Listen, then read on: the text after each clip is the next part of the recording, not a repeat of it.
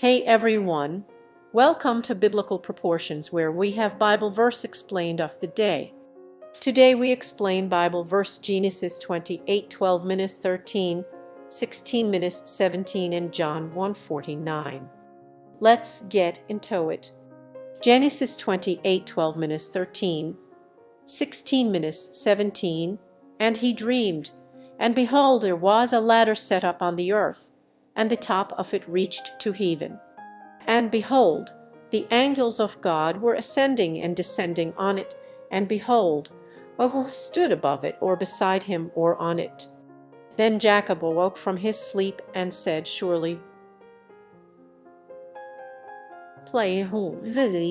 and I did not know with thou somest this place. This is none other than the house of God, the gate of heaven. I stop here this morning because of Jesus' words in John 1:51, likening himself to the ladder in Jacob's vision. Truly, truly, I say to you, you will see heaven opened, and the angels of God ascending and descending on the Son of Man. Before digging into what Jesus might mean, I want to consider the passage in Genesis a bit more closely. First, we see a ladder that has been caused to be set up on earth, reaching to heaven and functioning as an avenue of communication between the two. This is what I think the ascending and descending angels implies. The angels are never mentioned again and seem to be present simply as a way to show that the way is open between heaven and earth, and that communication between the two is possible across this ladder. Next, we have some interesting wording. When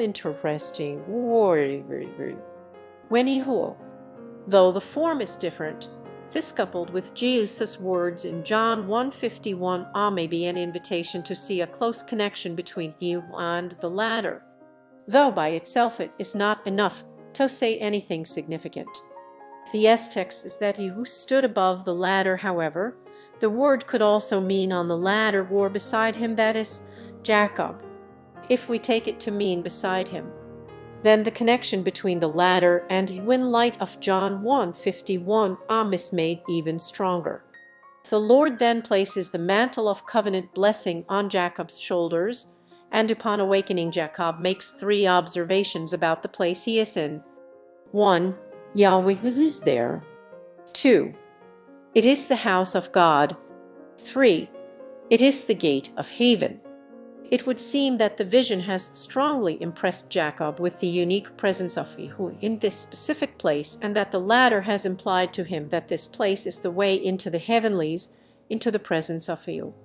Now, with all that in mind, what does Jesus mean by telling the disciples that they will see heaven opened and the angels ascending and descending on him, the Son of Man? A few thoughts.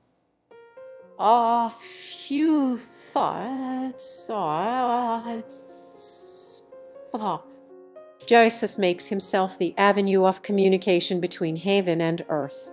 It is significant that, in the vision, Yahweh declares the Abrahamic promises over Jacob from this ladder. Similarly, Christ himself will ultimately be the ladder by whom the promise of Abraham comes to those sovereignly chosen as heirs. He also is the place of meeting with the awoke. General 28:16, John 1:14, 18:14-9. He is the true house of God. Gen 28:17, John 2:19, and he is the true gateway of heaven. Gen 28:17, John 10:9, 14:6. Now, another point to see is that Jesus connects the disciples, seeing heaven opened and himself made the ladder between earth and heaven. Jesus connects the disciples' sight of this with their belief in him. John 1:50. The implication is that Jesus' words to Nathanael, John 1:47, were not the ultimate witness to his identity, but rather this Jacob's ladder moment will be the ultimate witness.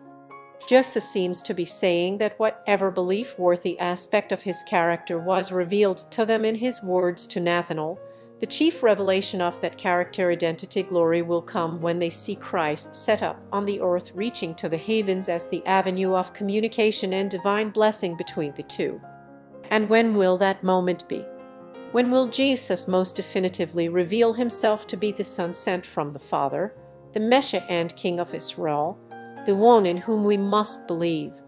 When will his divine identity be most completely and perfectly manifest so that the world might believe in him and so know the Father, and so have eternal life?